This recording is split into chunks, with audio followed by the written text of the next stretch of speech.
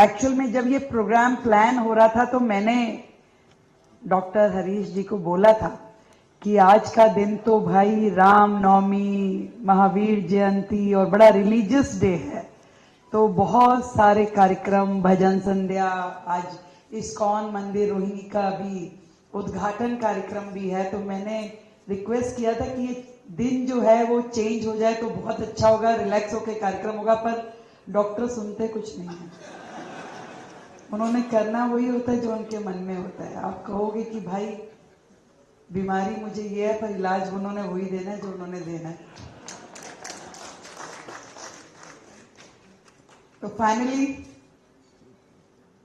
अभी वो इस्कॉन मंदिर वाले फोन कर रहे हैं, मैडम रात को ही फाउंडेशन रखोगी क्या? मैं कभी मैं कुछ नहीं कर सकती, जब डॉक्टर के हाथ में आ जाओ तो फिर वही करते हैं, कोई कुछ नहीं कर सकता। पर आज मेरे लिए बड़े सौभाग्य की बात है कि दो अध्यक्ष जिनके अध्यक्षता में मैंने काम किया,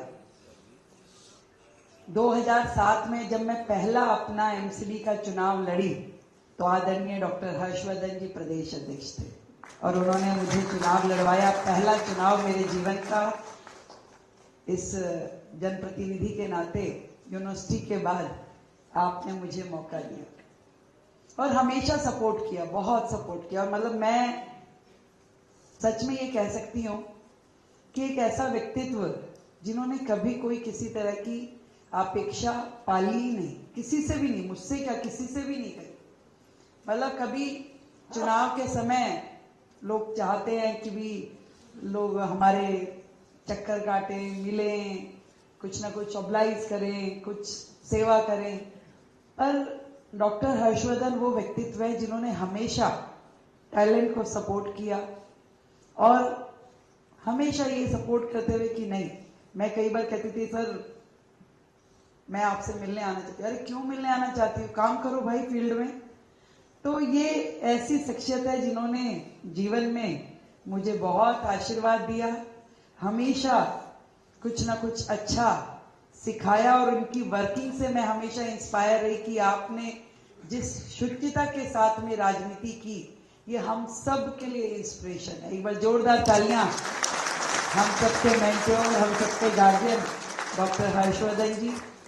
सौभाग्य है हमारा कि 10 साल सांसद के रूप में उन्होंने हमारे क्षेत्र को संभाला भी। और दूसरा सौभाग्य है कि वीरेंद्र सचदेवा जी किया, वो इधर वीरेंद्र जी ने भी वही, हम कहते थे वीरेंद्र जी ये मौका है, ये काम है, तो वो हमेशा कहते थे भाई काम करो, अपना फील्ड में रहो, कोई जरूरत नहीं है मिलने की, कोई जरूरत नहीं है। पता नहीं ये मेरा गुड लक रहा कि मुझे ऐसे अच्छे अध्यक्ष मिले। और हर्ष मल्होत्रा जी, उनका भी हमेशा बहुत मार्गदर्शन रहा और मिलकर के मुझे तो एक समय ऐसा था, मैंने रिक्वेस्ट किया, वीरेंद्र जी अध्यक्ष रहे और महामंत्री रहे हर्ष मल्होत्रा जी, मैंने कहा ये काम करना है, तो वीरेंद्र सचदेवा जी ने हर्ष मल्होत्रा, अरे इसको विधायक लड़ाना ना भाई, ये कह रही है वो काम कर दो। तो 2 साल पहले उन्होंने कहा था भी विधायक बनाना है। अब वो गाना है ना कि इन्होंने तो इशारे में बहुत कुछ कहा, मैं समझ ही नहीं पाई।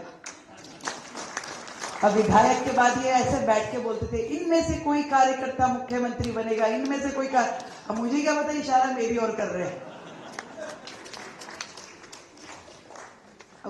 अब जो सफल हो गया उसी को तो मानेंगे आप, बाकियों के मुझे क्या पता इशारा हुआ नहीं हुआ, तो मैं तो मान रही हूँ मेरी तरफ ही इशारा किया था। पर ये सच में मेरा सौभाग्य है कि मुझे ये जिम्मेदारी दी गई दिल्ली में।